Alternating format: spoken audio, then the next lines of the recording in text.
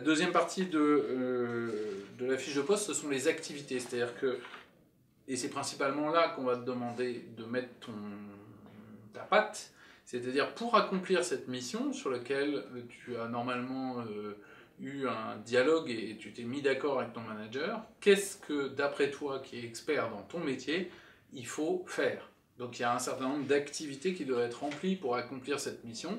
Ces activités, pour bien clarifier les choses, on les découpe en 4 grands blocs. Must, should, could, want. C'est le MOSCO, c'est une technique de priorisation qu'on utilise beaucoup dans les logiciels.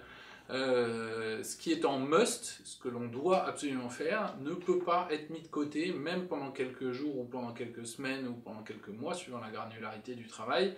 Ça doit impérativement être fait systématiquement, sinon le poste n'a plus aucun sens.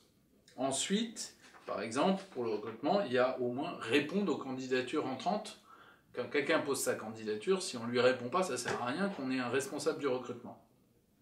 Ensuite, en should, on a ce qui devrait être fait. Ça fait partie du poste, ça doit être fait pour que la mission soit accomplie, mais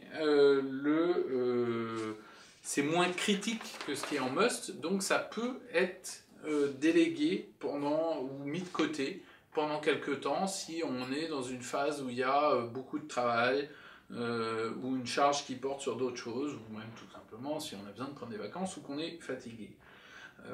Ensuite, il y a les activités en coude. Les activités en coude, c'est super de les faire, c'est du bonus. Si on n'a pas le temps de les faire, si on n'a pas les compétences, c'est pas grave, c'est pas une obligation, personne ne vous en voudra.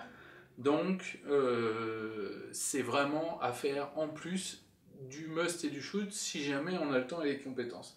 Et le want, c'est ce pourquoi je ne suis pas payé. Ça veut dire quoi? Ça veut dire que j'ai le droit de ne pas les faire. J'ai le droit aussi de les faire si j'ai envie de rendre service, si ça me fait plaisir, mais à condition uniquement que ce qui est le cœur de mon job, c'est-à-dire le must et le should, ait été fait.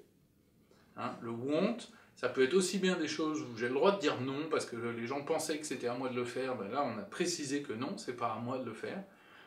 Et ou des choses où ça permet aussi au manager de dire bah, tu as le droit de faire ça, mais moi je veux que tout le reste soit fait à bord, ça c'est pour te faire plaisir, c'est pas pour faire la fonction et la mission qui est celle qui motive ton poste.